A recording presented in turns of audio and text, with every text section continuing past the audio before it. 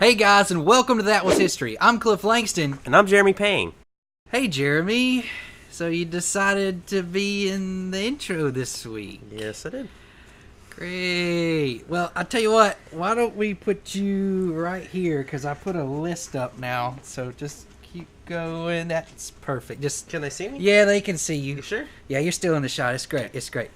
All right, guys, so basically, yeah, we've got this list right here for you this week. We hope that you enjoy everything that we're going to talk about. So get ready. It's going to be lots of fun. Let's get ready to learn some history. That liar. He couldn't see me. Let's get started.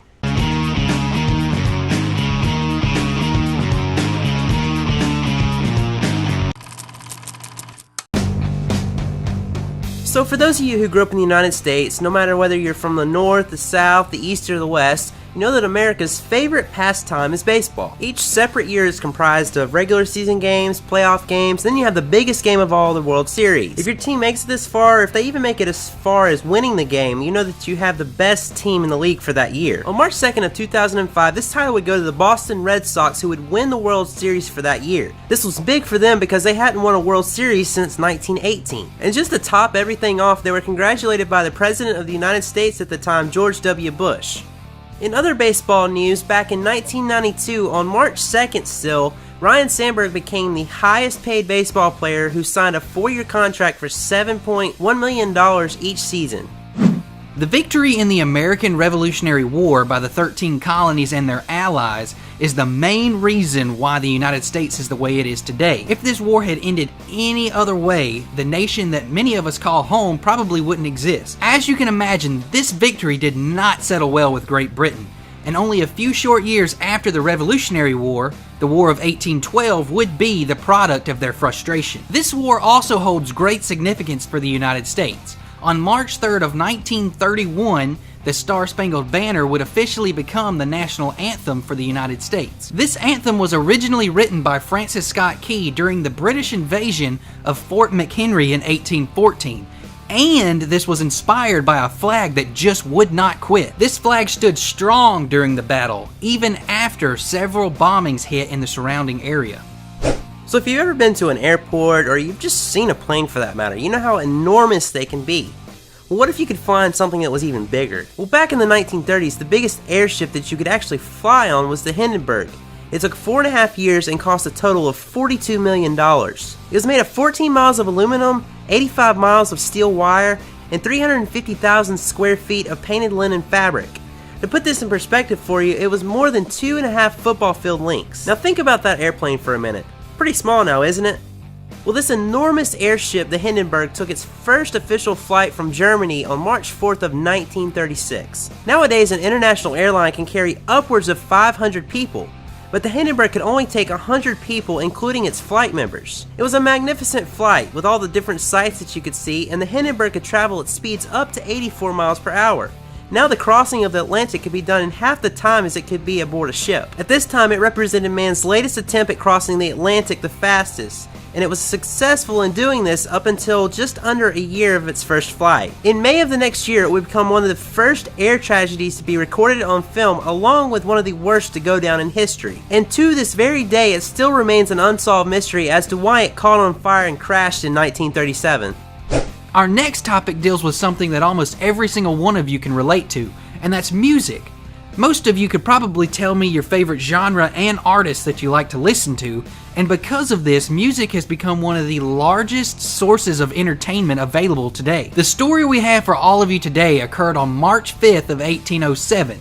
This was the day that Ludwig van Beethoven performed his Symphony No. 4 in the key of B for the very first time. If you're a music enthusiast, then this is a very special day for you. Beethoven was an iconic musician, and he is best known for his Symphony No. 9. He is also a big influence in many musicians' lives today. So do we have any chemistry fans out there? Well, of course I couldn't see any hands raised, but I'm sure that we've got some chemistry fans out there in our audience. Well, even if you're not a chemistry fan, somewhere throughout your studies in school, I'm sure that you've heard about the periodic table. This contains all of the elements that are man-made and that are natural. If we take it a bit further, take carbon for example. In the middle, of course, you have the symbol for the element. And then above the element, you have an atomic number which tells the number of protons and electrons for the element. And interestingly enough, the elements are arranged by this number. On the bottom of the element, you have the atomic mass, which tells the weight of the individual element as an atom. Interestingly enough, as does most anything, there was a founder of the periodic table of elements. Dmitry Mendeleev presented the first periodic table to the Russian Chemical Society. So there you have it, the periodic table, which is the foundation to any chemistry class that you'll come in contact with, and all the elements that are necessary for life. You know, if it wasn't for YouTube, Jeremy and I wouldn't be delivering the history-related videos to you guys like we do now.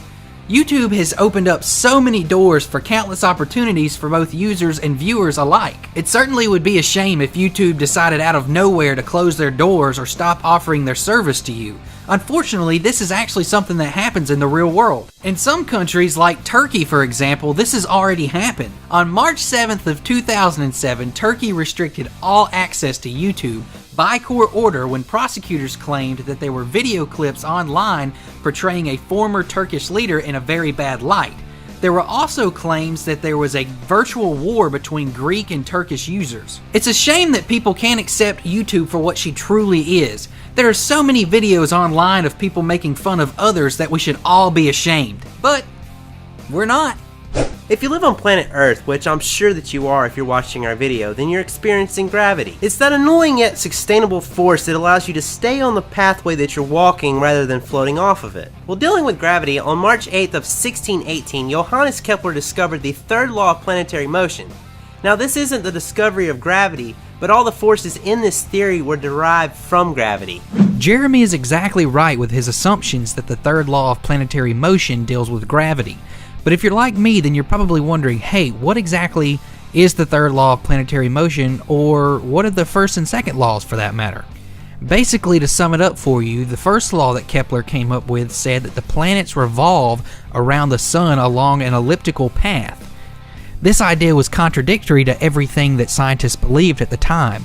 Most scientists would say that planets revolved around the sun in a simple circle. Kepler would go on to say in his second law that gravity from the sun causes the planets to move more quickly when they approach the sun and slower when they're farther away. The result would be that the planets sweep out along an ellipse rather than following a circular path around the sun. Now getting to Kepler's third law of planetary motion, which is the law that Jeremy was talking about at the beginning. Basically, this was formulated years after the publication of the first two, but it simply provides mathematical proof that planets further away from the sun travel more slowly than those that are closer. I'm no math genius, so I'm not going to try and explain it to all of you guys, but there you have it in a nutshell, Kepler's third law of planetary motion. Well, that's going to wrap it up for this episode, guys. Why don't you give us a comment? Let us know. Did you enjoy the episode? Did you find some stuff interesting? We'd really love to hear your opinion. Anyway, be sure to come back next Friday as usual when we post our next episode. Please like us on Twitter, follow us on Facebook, and... Jeremy, what are you doing? Dude, you told me in the beginning they could see me. Can they not see me? That's Yeah. right, I caught you. See in the beginning, I caught you. So like I was saying, please follow us on Twitter, like us on Facebook, and hit that subscribe button.